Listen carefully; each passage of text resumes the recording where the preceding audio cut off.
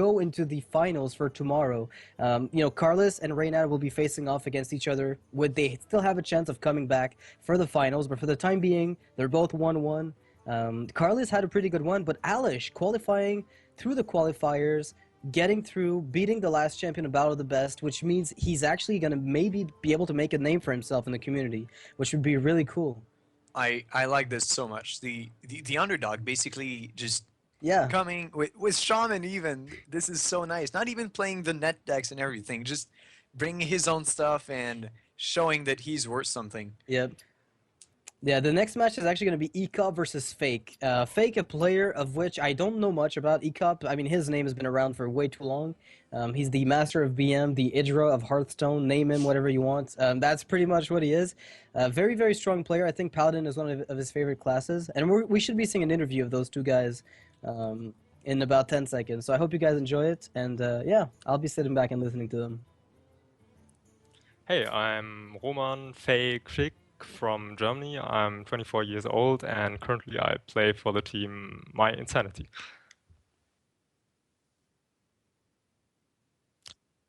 I think a nerf for the Undertaker was definitely necessary, but maybe they could have been a little more lenient on it, like make it a 1-3 and only buff the attack damage when it gets buffed. I think, as it stands, Undertaker will probably vanish completely from the current metagame, and aggro could become a little bit too weak.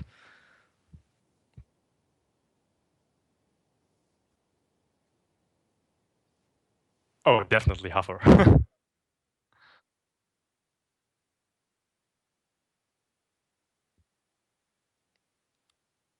Oh wow, that's hard. I don't know, like I'd go back to witch hunting with pitchforks and hunt Ghosty. I don't know.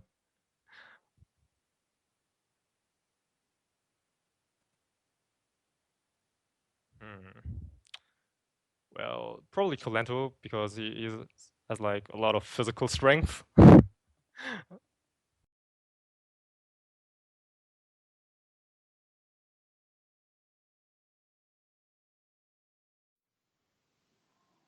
I am Ekop.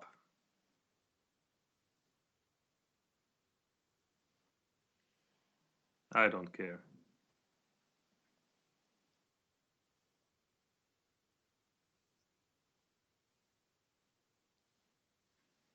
Hail Huffer.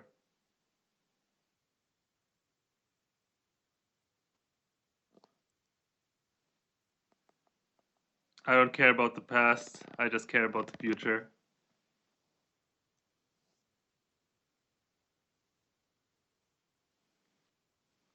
I would totally pick Legendary Leah because she can slap a hoe.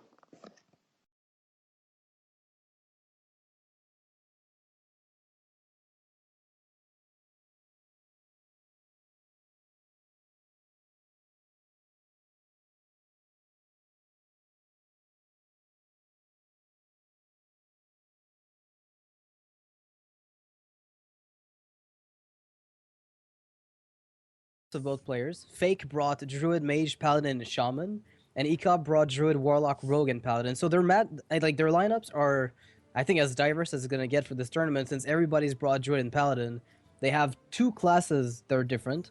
Mage and Shaman for Fake, and Ecop has Warlock and Rogue. Fake's lineup is a bit more standard because it has Mage, but also less standard because it contains Shaman, which is not something I expected. So I'm not exactly sure how that's gonna go. Yeah, it's going to be interesting to see. And I just can't wait to see Ecop's Warlock again. And I'm very happy that it hasn't been banned. Yeah, actually, yeah, Ecop's Rogue got banned, and Druid from Fake got banned. I think Ecop recognizes the potential of Druid even against his Warlock because of the ease with which it can burst you down. And, you know, at 4 damage a pop, you know, a Druid of the Claw, Spectral Knight, even a Pilot Shredder, Pilot Sky Golem, that will eventually get you dead. So you, even though you might have the ability to heal up like Ecop's Warlock does, you will eventually just fall down. And quite frankly, it's about the most threatening, you know, deck that Fake has in his lineup for Ecop, because his Mage can get out-healed by Warlock, Rogue can AoE pretty effectively. Paladin, I mean, ECOP tends to favor the very defensive Paladin type. What about fake shaman though? Because if it's a burst shaman, you're not safe at 20 HP. Oh, please, that crackle, lightning bolt. Yeah. I mean, not necessarily talking about Ancestor's Call and Malygos there, but just having spell power and minions with flame tongues and Doomhammer, Rockbiter. A lot of Jones are playing in this tournament though, so maybe might not be the right call, but there's no Joneses in ECOP's Warlock as far as I remember. Yeah, I don't think there's any either. And from what I gather, I think maybe his Rogue would contain one. I mean, I don't think so. I think it's going to be mostly a standard prep sprint kind of Rogue, but his Paladin will definitely have one. So the Shaman from Fake, although it might have a good matchup against Paladin in general, as I said earlier, I really do think Shaman has a slight edge over Pally, depending on how it's built. Paladin with Harrison Jones, if a Doomhammer is like a core strategy of Fake.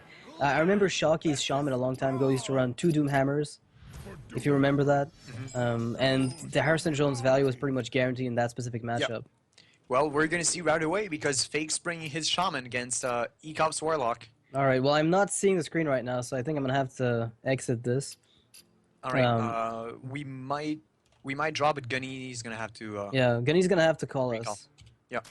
Alright, so I hope he's listening.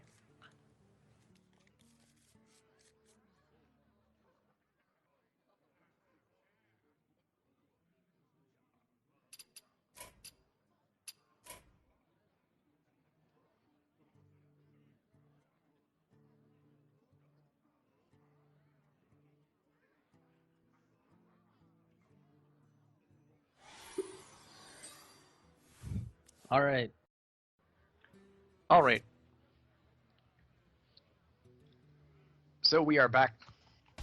Yeah, sorry about that. We keep having problems with Skype recently. I guess it's just not fit for... You know what we need? We needed an in-game streaming software. A Hearthstone streaming platform within the game itself. Oh, Blizzard, please. Yeah, if you're listening to this, Blizzard, you need to make this happen. A lot of games have been integrating stuff like this, so this is the next step for you to take your competitive game, your fun game, your overly streamed game to the next level. So you don't have to manage Skype like this. Yeah. Yeah. Alright, so we didn't miss anything apart from the mulligans, so it looks like Fake Shaman is in fact board control. Doesn't look like too much of a bursty Shaman. And ECOP's going to play the Mistress, which would die to a Lightning Bolt. That is quite awkward, but hopefully he probably knows his stuff better than I do. Yeah, it's a risky play, but it's still one that you have to make. On the option that the opponent can't answer it, because it does give you the ability to start contesting the totems with the Mortal Coils, especially giving you card draw. And in this specific case, it's going to do an amazing job of it. And that mind control tech from ECOP. Just think about the value this is going to get. Yeah, but this Dark Bomb, though, that's a draw. Like, this Golem would have been so annoying without it. Yeah, and the Powdered Shredder, though, going to be even more frustrating, I think. I mean, how does he deal with the Powdered Sky Golem in a very effective... Powdered Shredder in a very effective manner? You don't want to coil this. Since he's second, he can't Belcher, which is very annoying. Oh, no. The health... I mean, do you just Farseer and then you kill the totem? I think you don't have the choice, but the question I'm curious about is Fake gonna see the menace that this Mistress of Pain represents? I'm really not sure. Alright, so ECOP opts for the life tap to transition into a better mid-game with Sludge Belchers, which is, you know, you've noticed how Fake has so far shown a complete lack of overload cards. I don't remember. I mean, Shamans so far in this tournament I haven't seen a single overload card in any Shaman deck. We haven't seen Lightning Bolts. I think I've seen one Storm, and that was the end of it. And there it is. No bolts, no Doomhammers, no Feral Spirits even. No Lava Bursts, no Doomhammers. Well, I know, maybe... Alright. Oh, ECOP's Implosion whiffing. 66% chance to get an amazing outcome, and that ends up going completely wrong. Could this be the turn where Mind Control Tech starts getting, ramping up in value? Can if he plays Totem and then Pilot Shredder, I guess that would be it. But I'm not sure if that's what Fake's gonna opt for. Because if you just play Fire Ely, your opponent has to kill it. Yeah, Fire Elemental Fire alone Ely is doesn't such a die to big board threat. clear. Yeah. And if your opponent Siphon Souls the Fire Ely, you still have 8 damage on the board. It's gonna keep hitting. Yeah, and if Fake has any idea what type of Warlock Ecop is playing, he knows that there are no Molten Giants, so hitting face relentlessly is not really a problem. It's actually encouraged in this specific case. Yeah, exactly. And Fake should know, since Ecop's previous match was streamed. The Demon Heart, though, very good card here to deal with that Fire Elemental. So the Coil on the Shredder, the Demon Heart on that 6/5. Doomsayer. I mean, if a Doomsayer comes out, that no need for that Demon Heart to do anything. Fairy Dragon. Fairy Dragon's so annoying. It's a frustrating card, but it dies to Hellfire, so I guess ultimately you're still okay with it. Oh, Lotheb is going to pound the face. How exactly? Okay, wait.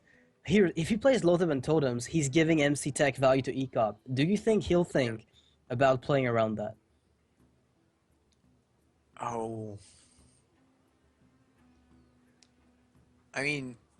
Do you even play Lotheb, or do you just play Shredder and Golem to protect yourself against Hellfire over the next few turns, and then Lotheb when you have those, sticky minions on the board? I think it would make sense, but... Okay, so Lotheb goes down. Oh, no! I can't blame... I mean, I can't blame Fake for doing this, but I feel like there's so many MC techs right now in the metagame that it's almost a mistake always. Oh, wow! The 5/5. That is awesome. Steal. But that Lightning Storm, look at the strength of that Lightning Storm. Look at the power level. Shock to finish off Lotheb. If necessary, because it's 4-5 right now with the Drake and the Totem. Oh, wow. Yeah, you're right. So this I is guess... incredible. Yeah, you Storm... Pilot Sky Golem and then Earthshock if needed. Yeah, I'm thinking right now, you know what I think Fake might make a mistake with if he doesn't know Ecop's deck? Is playing Harrison Jones before Jiraxxus. We know there is a Jiraxxus in this deck. Yeah. And Fake would be making a huge mistake if he Harrison Jones just for the body at this point. I think Powder Shredder would make a lot more sense, or Harvest Golem Totem play. But does he... Like, if he wins before Jiraxxus, then that's not a problem anymore. Yeah, because, but I mean, as long as he has a board, Hellfire will kill it. Yeah, but if you play Jones, then you still have a minion after Hellfire. But it's not a strong minion. But then you can refill with the Shredder, the Golem. So I think I'd prefer the piloted Sky Golem, especially since you can Earthshock Lotheb and you have another Earthshock for a taunt. Yeah, I feel like this is a much stronger play because you can't really expect a second MC Tech at this point. And by playing the Shredder, you're protecting yourself against another, like a Hellfire play. Yeah. Alright, well he opts for the Totem plus Harvest Golem, which is a line of play I personally didn't expect. I really thought he would play Shredder plus Earthshock on the Lotheb. Yeah, I don't see why he's so conservative with his Earthshocks here. Alright, well, there are 2 Belchers in Ecop's hand, so maybe Fake is trying to wait until the maximum value time comes, where maybe he won't have to deal with a Sneed's Old Shredder later on. He might have a Hex for Kel'Thuzad or something that's a little bulkier, and keep those silences for crucial minions like Sylvanas. There are many targets for the removal, and it's interesting enough to notice that Ecop's deck actually has many targets for silence. Between the Sludge Belchers, and the Kel'Thuzad and Sneed's Old Shredders, Sylvanas, there are a lot of targets you want to silence as aggro or even mid-range. Yeah, that's a good point. So maybe Fake's keeping it for the Earthshocks for these cards. Alright, very slow play here. Well played. That Rockbiter gonna take care of the Earthling Farce here. And we've reached a point now where I feel Ecop's ability to heal is going to make him shine. Yeah. Because that's really what his deck is about. And that Twilight Drake Earthshock value, ladies and gents? Yeah, but I mean, Ecop has more drawing potential than Fake, so like, sure, the Earthshock is tempo value, but if Fake can't use it to kill him, then Ecop goes card for card, and he's very happy about this. Wait, let's look at this. Flame Tongue Totem is how much damage? That's 4. 6 plus 4. He's got 10. No, he's gonna have 10 from the board after he Earth Shock. So he could hit Ecop in the face for 10 right now by double Earth Shocking Flame Tongue and ignoring the Sludge Belcher. Then, I mean, wouldn't you rather not have... I mean, I'd rather trade if I go for the long game, but I'm against a Warlock. Yeah. And, I mean, I don't know. I've got to feel a little weird about the long game here as a Shaman. Depending... we know he's got Alakir. So that Alakir is going to be... I mean, we assume he's got Alakir, at least in a deck such as this one. Very standard Shaman list. I wouldn't doubt to see the Alakir. It's coming back right now in the metagame. And it seems like it would be a good fit. Okay, I like this. Trading the Golem into the Belcher. I really like this. Yep, and now wow, Ecop's on the back foot. On the back foot, that's incredible. He can't actually stabilize very effectively. Belcher is lethal. He has to Siphon. No, he has to anti-Killbot with Belcher. It's the only play. Oh, okay, yeah, right. Nothing else here. Yeah, I forgot about the 10 mana. So yeah, he can play both, stabilize, but... Well, if he's gonna get good trades with the Belcher and the Healbot, and if he ends up getting Jiraxis, then what about he's back. Twilight Drake Siphon Soul on that totem? Oh, but then if and Shaman then you has go for 5 damage, like... Yeah, I guess Crackle is just, you know, a step away. Yeah, you can't really risk getting crackled or Alakired, you know, or even Doomhammered. That puts you down on 1 health, and then you're still on the back foot for the following turn. The safe play is obviously anti-Healbot, but... Oh, okay, he did play Healbot. Alright. Oh, actually, pretty good job.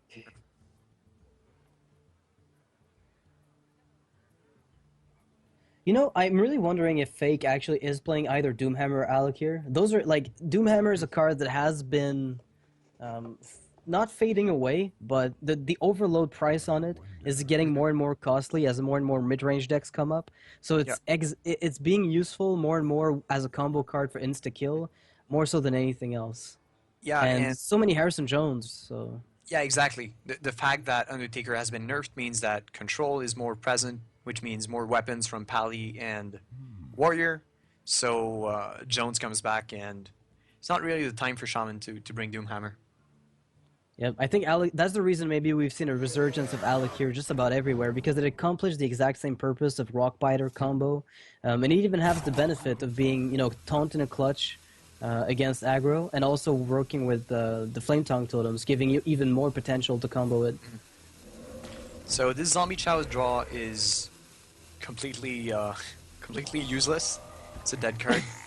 You don't want to use this right now. The last thing you want to do is give your opponent the ability to heal for 5 out of wiping your board. You've got to be kidding me. This did not just happen. Do you... Hellfire Siphon Soul. Easy life? Yeah. Well, easy life. Yeah. Yeah. It's a terrible life, but you still have to do it. You hope that the Shredder gives a crappy minion. You hope it gives... What could it you give? always hope for that. Basically, you stay at 7. I don't think Ecop has another line of play. He has to hope to find Jiraxis or another anti-kill bot in the next few cards to be, at least, you know, dodge the Doomhammer kills or the Alakir kills, or even the Crackle kills, for hell's sake. Not a card we've seen very much, but definitely a very strong one. And I'm actually impressed with the amount of Shaman decks that don't run any Overload anymore. It feels like the price of Overload is just not worth it nowadays. Well, I feel like it's mostly against Mech Mage that you just cannot afford to get overloaded, because if you play, say, Feral Spirits on turn 3 and your opponent deals with it on her turn, then you're just dead. You have 2 mana on turn 4 and that's game. Yeah. Alright, so Hellfire wipes the board. Oh, Bluegill Warrior. That's a fine. 2 damage source. Yeah, it's a fine minion. It's average damage output. I mean, it's a 2-1, so it's pretty bad. And the charge's not getting used, so... dies to Motor Coil. I don't remember if Ecop's used both Motor Coils in this game, but... Yes, he has. He has started with the 2 coils really, really early in the game, which leaves him with really no option to deal with this. 2 sludges are gone. 2 coils are gone. Ecop needs healing or Jiraxis. Or a taunt, if he has any more left. I don't believe he does. He might have a defensive Argus left in the deck. Possibly. But, I mean, that Harrison Jones is not going to get played. I think Fake is considering it, but I think it would be a mistake knowing that your opponent's best way to come back is Jiraxis. Keeping Harrison Jones guarantees you the swing back in the game in a way that's just nearly unrecoverable. Yeah, I agree. But if... Yeah, I agree. Because you won't have enough to kill Jiraxis anyways, even with Jones on the board, so... Exactly. It wouldn't help you out. You need the card draw. The card draw will secure the win more often than the... Oh. Wow, okay. So he opts to play Harrison Jones, which I guess he's assuming his opponent just won't have Jiraxis at all, which is... this is great. Drake Siphon. I mean, this is the weakest Drake ever, but... But it's doing an amazing job here because Fake's hand is currently completely dead. If you look at this hand. I mean, a Zombie Chow is unplayable in a circumstance like this. Uh-oh. Well... Completely dead. Well, you know what? It's still not over. That's BGH. That BGH. If a Shadow Flame is found... That draws the bomb. Well... Oh, Flying Whale, please stop this. Alright, so let's see. Mistress of Pain. That's not enough. I think this has to be some kind of wonky... Actually, no, he can actually live 1 turn, right? Can he? I can ease your pain. By killing the... Yeah, he's gonna be on 1 health at the end of this. But, I mean, you just sacrifice the boom bots and you forget about it, right? Fake's hand is... Yeah. irrelevant at this point. Okay, you know what? You attack the face with... Actually... You you attack with the bombs? Because I mean, you can get good value if the bombs kill minions, and if they don't... Yeah, you attack face with the 1-2 with the Searing Totem, and then you smack your 2 boom bots into that Drake. Yeah. No, That actually, way... you attack the BGH, because you've already used both Fire Shocks, so it doesn't matter. Exactly. They've already been both used earlier in the game. So I think this is a case of 2 boom bots getting sacrificed. Mistress of Pain takes 2 damage, not nearly enough. So you finish off. This is gonna be a good outcome no matter what. Alright, no more healing for Ecop. That Mistress of Pain gets 0 health. Do you kill the Drake in case of an Argus? I would probably do it. You're gonna still end up with 2 1/1s, you can re-totem, and I think you're fine. The worst case scenario is something like a Shadow Flame, but he needs a minion to do so, and to do so... I mean, I think you can even play Zombie Chows for damage here, because he's played 2 Hellfires. I almost feel like you should play Zombie Chows as minions. Because you're guaranteeing a lethal next turn. Yeah. You can play just 1 or 2, depending, but I feel like you at least have to play them. There is no answer in Ecop's deck that would make them, bad. Well, maybe this. You've got to be shitting me. Wow. Oh, goodness, Ecop. If this rolls 2, Ecop's gonna be very sad. It's the second time it rolls 2, I think, if it does here. So Ecop's gonna gamble his life away on a really, really sad Zombie Chow.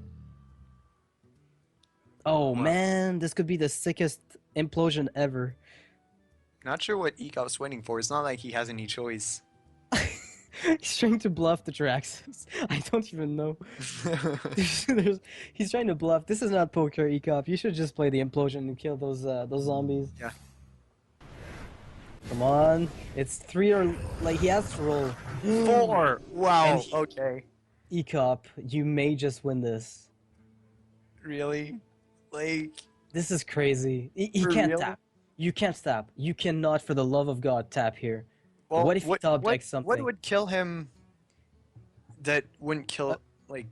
You kill the imps, then you Flame Tongue Totem, the healing, and then this Chow, and you start hitting face for way too much. Crackle would nearly kill you. Oh, yeah, right. Alakir would kill you. I mean, I'd be... Alakir is already lethal? He's already lethal, and there it is. Okay. Okay, Ecop didn't take it. Okay. Oh, Ecop. Ecop, I apologize on behalf of all the shamans out there who stopped playing Doomhammer. And Fake also apologizes, knowing that this top deck was probably his only chance of getting or securing the immediate win. And if the game had gone on any longer, it might have been different. The obligatory, you know, BM totem, and then full face damage.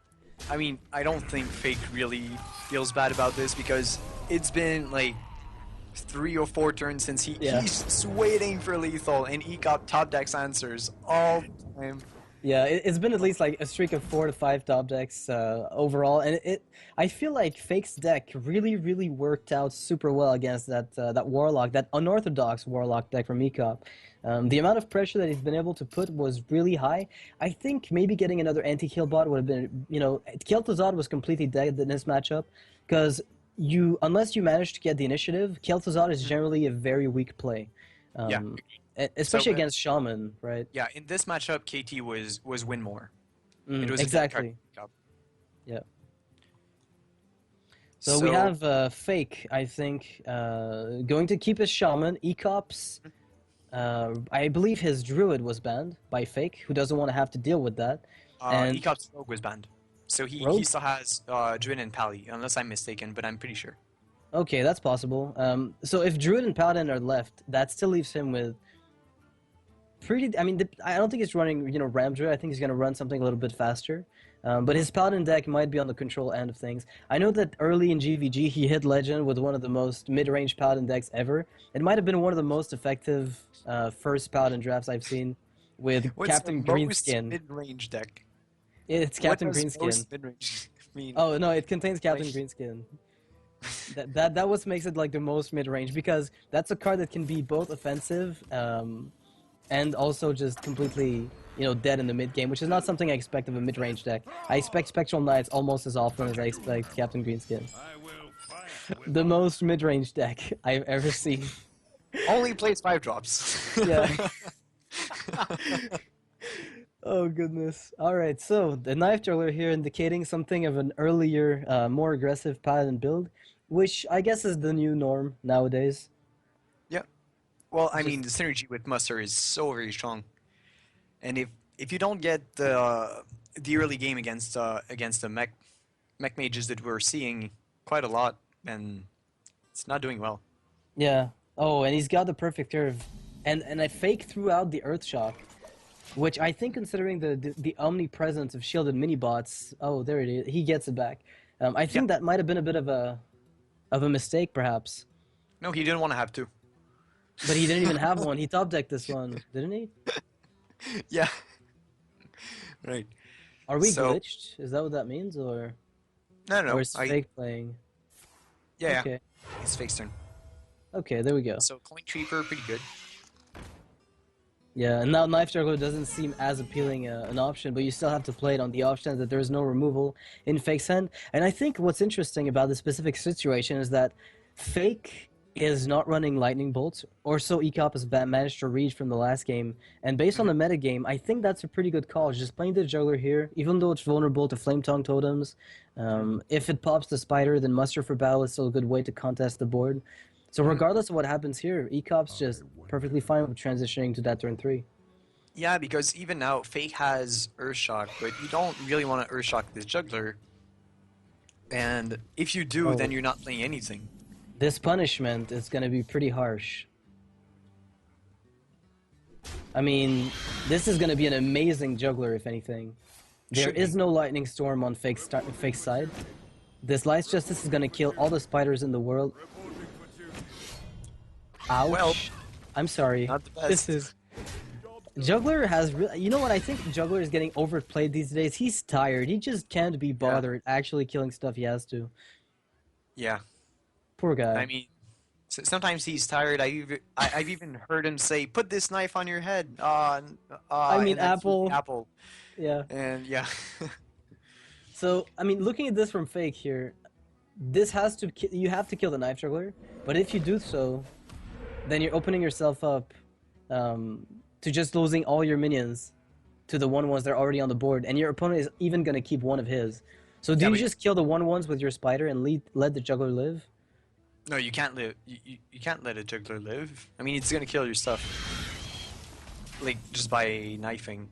If it ever hits the minions. Oh, wow. Okay, good thing he killed that juggler. That muster for battle would have been absolutely disgusting. And interestingly enough, if you look at the current board state, you attack a minion, you sacrifice 2 recruits, you then remuster, and set up the perfect turn 5 quartermaster.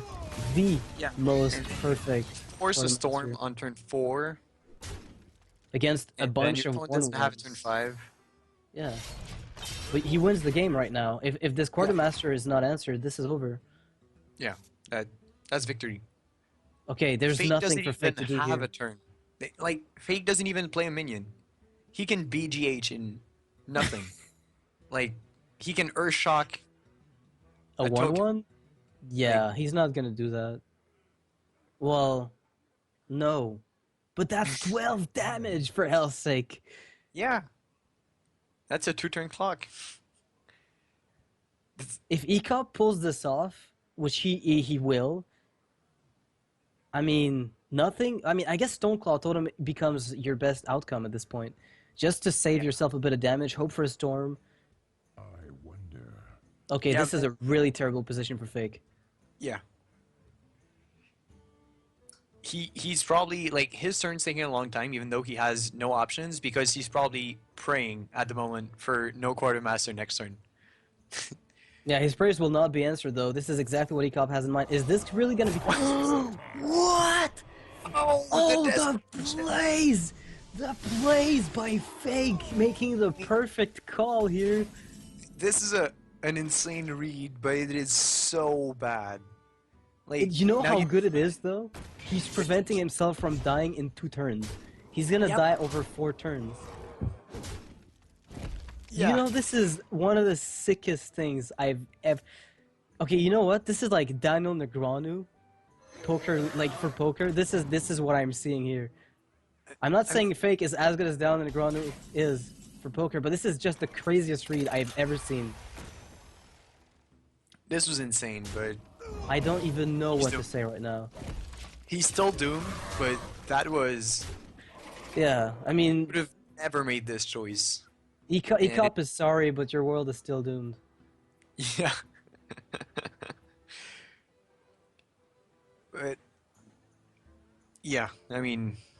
Yeah, there's only so much you can do against a quartermaster board after a double muster for battle start. There's really only so much you can do. And look at this board right now. Aldor Peacekeeper negating that Fire Elemental. You guild face for 9.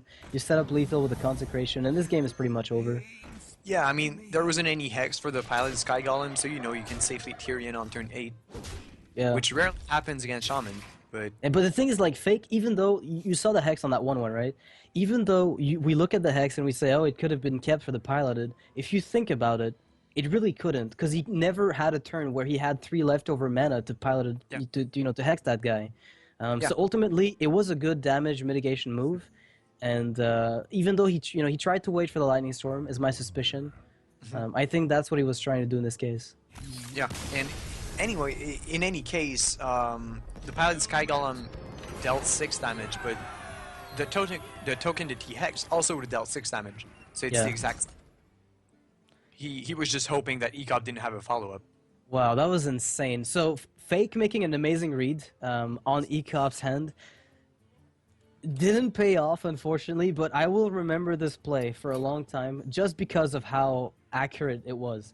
It was one of the biggest gambles ever, but he knew that if ECOP actually had the Quartermaster, the game was over, and the only way to win was to play Earthshock and Hex, which he could have recovered from given a proper streak of top decks. I really, really like this. And in the meantime, Gnimsh has beat Kranich 3-0, so Gnimsh is going to make it to tomorrow's finals, and unfortunately Kranich won't. So we're going to see Gnimsh's aggression again. Not bad. So ECOP here, winning with Paladin, which means Fake is forced to change his deck. I know his Druid was banned. I believe ECOP banned the Druid, unless I'm mistaken. Fake has Mage and Pally. Do you want to go for the Mirror Match Paladin, or do you try to Mech Mage here? I feel like Mech Mage, if it doesn't snowball, that Paladin just has an amazing way to deal with it. You need to get that Blast Mage off, but it's tougher and tougher nowadays. Yeah, we've seen it way enough with Thighs. Pally can definitely win against Mech Mage, but ECOP doesn't run Coghammer, if I'm not mistaken, so... I don't have the list, so I can't tell you, but it's a card that I know he likes a lot, so I wouldn't be surprised to see it in his list. And look at this amazing start here from Ecop. This hand is pretty strong against Mech Mage. Mind Control Tech guaranteed to give you some value at some point on a potentially, tipping point of the game where you get the MC Tech and you suddenly manage to negate your opponent's ability to attack you and deal high amounts of damage in one turn. Yeah, especially since Mech Mage sometimes won't have great trades, so they just keep going face even if you have minions. And so if you can take one of their minions and just make good trades afterwards, then you can suddenly have an insane advantage. Yeah, what's really interesting about Mech Mage is that they will go for your face because they know they've got a lot of reach in their deck. And as a result, by stealing a minion, they will calculate, oh, I have, 8 damage now. I'll have 9 damage next turn. But by taking a minion, you're playing with that, predicted amount of damage. Mech Mage is a lot about counting what you're going to get later on. And yeah, I agree with Ecop coining the Juggler because he knows that most mages are playing Mech, and board control is all it takes to win against Mech Mage, so better play a minion first so we have the initiative, and double Juggler is just insane. I feel like an Oiotron is better than Frostbolt in a very weird way, because if a minion comes out off of the Juggler, then the Juggler attacks the Oiotron, and then you ping it for free to kill it, as opposed to using up a Frostbolt. And you really don't want to lose that Frostbolt to just a weak non-tempo play. Because right now, Fake is forced in a position of playing either Mirror Entity, which is horrible, or the Oiotron to set up a nice Powder Shredder. Yeah, drawing Mirror Entity is so bad for Mech Mage. Fake would have wanted the Mad Scientist instead. Less mana for the same secret, and you get a 2/2 body. That just goes to show how hard to play it is, how hard to play secrets are, that is. Because at 3 mana, it's good, the effect is amazing, but the tempo loss from just developing it for the full mana cost is so punishing. Yeah. But you know then what? Again, Ecop doesn't really have a good play now. Well, he can hero power, because that doesn't... Look at this. Think about it. What does Ecop know of Fake's deck right now? He knows there's a secret, and he's seen a Frostbolt. That means nothing. He doesn't know that it's Mech Mage yet. Yeah. So he still does... Yeah, he might just play into Mirror Entity if Fake decides to prolong this this Freeze Mage charade. Oh, well, you could even play Mad Scientist in this. You ping the 1/1, you play Mad Scientist, and you pretend like you're Freeze Mage. You make Ecop play into Mirror Entity, and you punish him hard for it. That could be so great, especially since, well, I mean, Ecop would, if Ecop True Silvers the Scientist next turn, then he finds out that there isn't any secret left, because it could be Ice unless Block. Fake plays Counterspell. No, because if Ecop kills the Scientist... Oh yes, there's no more secrets coming out, so it's not Ice Barrier or anything else. Alright, well, Pilot Shredder will give the hand away. Fake doesn't go for the Mind Games play, which is obviously the more consistent one. Yeah, I think the Mind Games were a losing play. I love those things. But... Yeah. Alright, so let's see if a Succubus comes out of this guy. An Armor Smith. Well, it's not too bad, actually. That's pretty frustrating to deal with, because you have to surrender your Knife Juggler to a ping. Yep. Also, we're getting word right now that Reynad won 3-1 over Carlos in the Group B. So Carlos is not going to be moving on to the finals. Reynad, however, will have a chance at getting this tournament. So it turns out Reynad is back in the game. Carlos, no! Yeah, Carlos winning the first battle of the best, the last battle of the best, is going to go down here. And Alish, the new open qualifier contender, is doing very well in this tournament so far. Yeah. See, this is what we call a comeback. This current board position for Fake is astonishingly strong. There's a Mirror Entity setup, and this is godlike. What can Ecop even play this turn? You don't want to BGH because it's terrible. Dies to a ping and an Oiotron's Divine Shield. You don't want to give a 3/3 and waste heal bot value. You want to keep this MC Tech as well. You can't quartermaster into nothing. You I like definitely the idea cannot of keep him MC stronger. Tech. You're mentioning it right now, and it feels like you just wait until MC Tech gives you value. Yeah. And then maybe you're a little happier about your plays in general. Not sure I like this BGH. Yeah, it screams, please boom. Yeah, exactly. And I feel like even if you waste, like you've just given, I don't know. Maybe, You haven't wasted maybe, anything, basically. Maybe Ecop's hoping for a consecration and the BGH dies to consecrate, whereas the anti-kill bot doesn't. But this is so awkward. Yeah, I mean, I see the reasoning behind the consecration, and I think if you're hoping for consecration, that's definitely a good way to go about it. But in this position, the mage can actually afford, the trays that are on the board. I mean, an Oilotron plus ping for that 4-2 seems like a really good deal, and he can develop the board even further with Mad Scientist for second mirror entity. Yeah, I think you go. But he's playing Scientist. into MC Tech at that point, though. Ah, okay. Do you? I think I'm as liking neck mage this. you don't care that much because you have like you kill this 4-2, then you go face and like pretty much whatever Ecop takes is gonna be okay, but Ecop like Fake doesn't know, but Ecop doesn't have anything else to play next turn, so playing a 3-3 and stealing something is definitely not a good turn 6. I feel like for Ecop, it's actually not half as bad as you're making it out to be, because just stealing something denies, tempo gain over the long term. So I feel like just getting the MC Tech to steal anything, oh goodness, please no. Well, value. I think I still MC Tech here, though. I'm not even remotely afraid of taking damage at this point. Between MC Tech and the True Server Champion and the Hero Power, I'm putting down stuff, and I can keep Consec for later if necessary. I don't know. Like, I don't You're know. getting Mad Scientist, you're playing into the Mirror Entity number 2. Yeah. The Mirror Entity point is very good, because if you... I'm worried about Mirror Entity number 2 if I'm Ecop here. Well, this is the consistent play, and the Mad Scientist was more YOLO, because if he got one of the bad ones, like the 1-2 taunt, it was pretty bad, but if he got the Scientist, he'd be very happy, or the Spider Tank, he'd be very happy. So MC Tech still very viable here against Dr. Boom on turn 7. Because of the Mech Warper just sticking around, it's going to give the Boom bots... I mean, Ecop could steal anything. If he gets a really good outcome, then he could easily get the... I mean, not easily, but he could get Dr. Boom and force Fake in a position that's really, really unfavorable. But regardless, Fake is going to get a copy of that MC Tech if it gets played first. Do you think Fake could attack with a 2-1 to the 1-1 to develop Dr. Boom afterwards? He could definitely, and that would be very wise. Because he's seen MC Tech last game, right? Yeah, he has to trade, because I think the read he made last game was so top-notch that I think he's not going to mess up this one, and he doesn't. Yeah, this is great. Very well played from Fake. But, oh, now this... No. Ecop has... Perfect you got place MC here. Tech first, right? Yeah, I mean, Pilot you Shredder, see- MC Tech. Yeah. No, MC Tech first. Because then you just... Oh, okay, because you try and get it back. Okay, good point. Never mind. 50-50, boys. And it's... Oh, the value. Boom! What?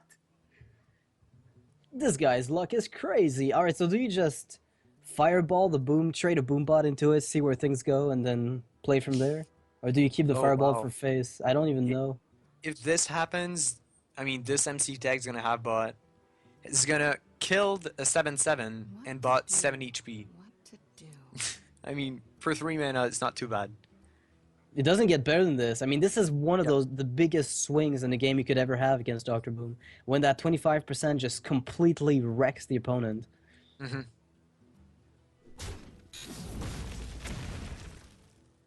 Yeah, not exactly the most exciting play, because, I mean, Fireball prevents him from developing anything else. I guess another play is a Sure Drake ping and you trade your 2 minions into it, but that really leaves you with... It has, like, the Boombot would have to hit perfectly for that to be viable. Yeah. Ah, this is so tough for Fake. Oh, come on, Fake. This is really sad.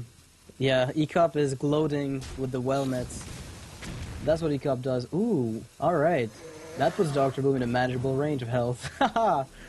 Oh, wow. Okay, Okay, you know this what? is pretty good. Fake's Pretty back. good. Pretty good. You Fake call is that back. pretty... He managed to keep the fireball. Is not that under pressure anymore. And he has an tinnitus. If he can manage to get some spare parts, he Yeah, can but put look a at lot that of pressure on Tyrion. Your minions are dead on board now against Tyrion forging.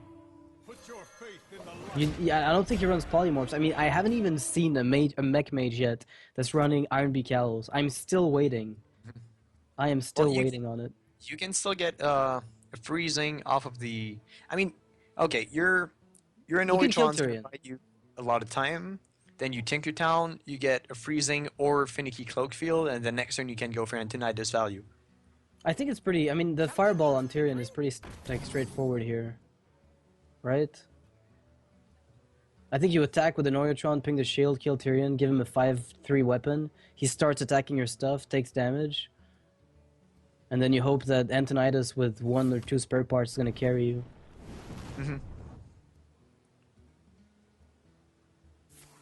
Like, giving him the weapon feels bad, but it's really not that terrible.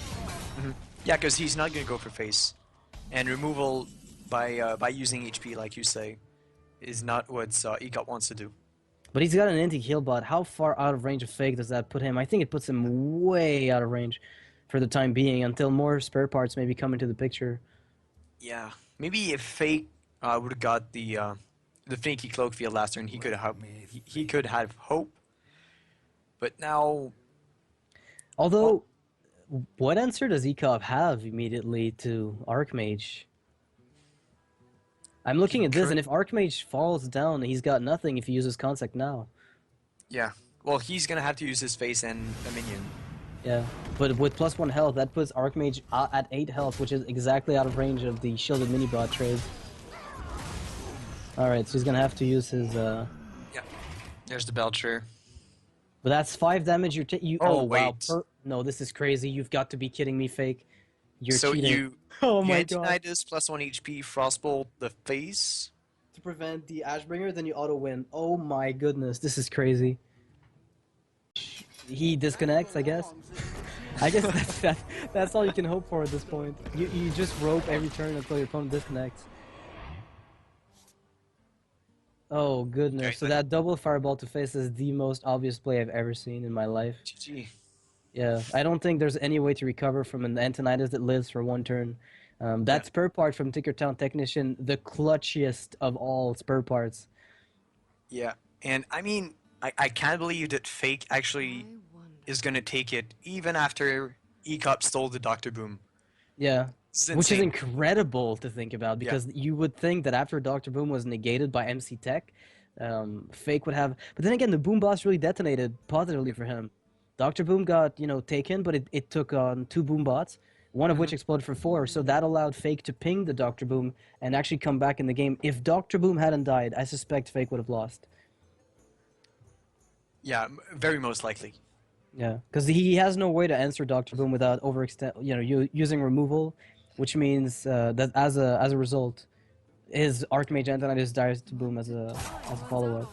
I'm not even sure what Fake is thinking about, because this seems pretty straightforward. Well, you haven't played enough ECOP. That's what it means. But like, what can happen?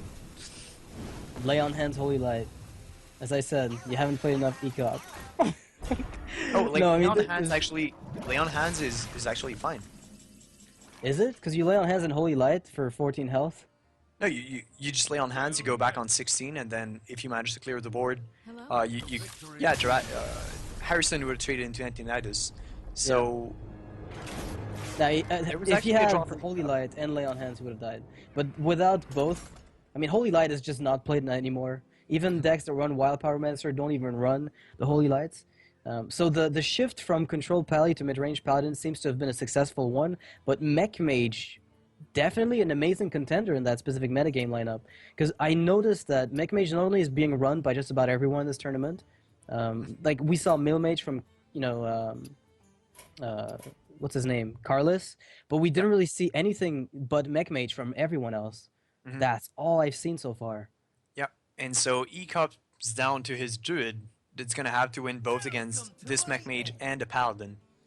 Okay, it's not impossible, but we have to be honest. If the Mech Mage gets a really good start, the Druid needs to also equalize with, early. He needs to find Zombie Chows. He needs to find Rats. He needs to find his Harvest Golems or Shades of Naxxramas. Because otherwise, once the Mech Mage establishes an early board and the Druid can't answer it, it snowballs out of control. Yeah, totally agree. Hey, that's a matchup you're familiar with, I think. Yeah, actually, well, Mech Mage is very favored. Extremely favored, but as you say, if ECOP can find answers and stops the snowball from rolling, then the Mage can be in a very bad spot. Yeah, I mean, I guess Innervate Keeper of the Grove is also pretty strong in that specific matchup. Yeah. Keeper of the Grove is the MVP of this matchup. If you can innervate it on turn 2, that is very often a win, but I'm not sure why ECOP tossed it back. Oh, I think he wants to find those innervates, because it doesn't matter what you innervate out at this point. You want to get something out. So if he's running Wild Growth, he's going to be fetching for that. If he's got innervates, he's going to be trying to get those. And knowing it's Mech Mage, he needs Wraths. He needs immediate effect cards, not stuff that might pay off, 2 turns down the line. And, the Blast Mage is Fake. This hand from Fake is insane. You know what? Turn 1 Cog into turn 2 Mech Warper coin. Oh, no. Even the Mirror Entity is sitting there for the turn 3 curve before Blast Mage. This is the one matchup where you're not that unhappy to play Mirror Entity. Yeah, well, on this curve especially, because you look at his turn 2, right? It's Mech Warper coin and Oyotron, which gives him a perfect reason to turn 3 Mirror Entity. Oh no, What? no! Mech Warper, coin Mech Warper, and Oyotron for free. The value. I think ECOP was... Then there is no way this Blast Mage doesn't comes out on turn 4 with fire. No way. I think we're glitched on the spectator mode. We didn't get to see the cards being played. But I think you need to respectate, because we missed. There's been a glitch on the spectator mode. No, it's working. It's working. Never Okay. mind. I was like, how is Fake taking that long? There's no way this has to be a glitch. But it's not. Are you kidding? Oh my god, ECOP has got to be eating his toenails at this point. I don't even know. Nope. Didn't happen. Look at this board. And that Mirror Entity, you can't play anything. And then Blast Mage. And then, okay. I don't even... This game's playing itself for Yeah. Fake. Hello. Fake doesn't really... And he says hello. Well, He's like, oh, Yeah. I was asleep, man. I thought the deck played itself, which it did. I mean, What's that even do? I don't see a way out of this for ECOP. Then again, taunts could help, but that Mirror Entity gives him a 2/4. Not the best, but still an extra 2 damage a turn. Blast Mage triggers. At this point, I guess the Blast Mage is going to kill the Shade. Like... You know what? I wouldn't put it past that stupid Blast Mage. He's lost me. I feel like this is one of the biggest powerhouse cards that GVG brought to the table overall, across all classes, because it's one of those cards that it's synergy oriented, much like Undertaker was, but it's also not play turn 1 the way that Undertaker was, but it has sometimes as big a swing. The variance is pretty high, and that's something I personally am not a huge fan of. But I feel like I couldn't nerf it without breaking it. Maybe a 5/3, but I feel like it's just the prerequisite is sometimes pretty tough to pull off in specific games. Yeah. Well, I think it has to be nerfed or maybe reworked a little bit, but it would take a lot of testing from the game designers. Yeah. You mean like make sure it's not a random damage output and just like a stable one like SI7 Agent? Yeah, exactly like I suggested to you earlier. Like if it would have been 2 damage to 1 minion, can't go face, because otherwise it would be too strong. Oh my goodness, ECOP goes down in this series, losing to that Mech Mage in that last game. I mean, double Mech Warper is just as bad, if not worse, than double Undertaker coin Lepronome turn 2. Like, there's nothing you can do. Yeah. Mech Warper is so sticky.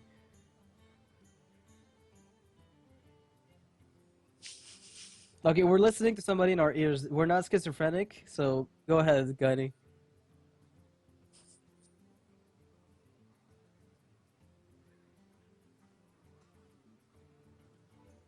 All right, so apparently we're going to be having a short break soon. We'll be moving on to the last match of the group stage. We're almost at the very end here. It's going to be Firebat versus Dark Wanix. Yes. Okay, so that's a really huge game. Dark Wanix, really innovative deck builder, and Firebat as well.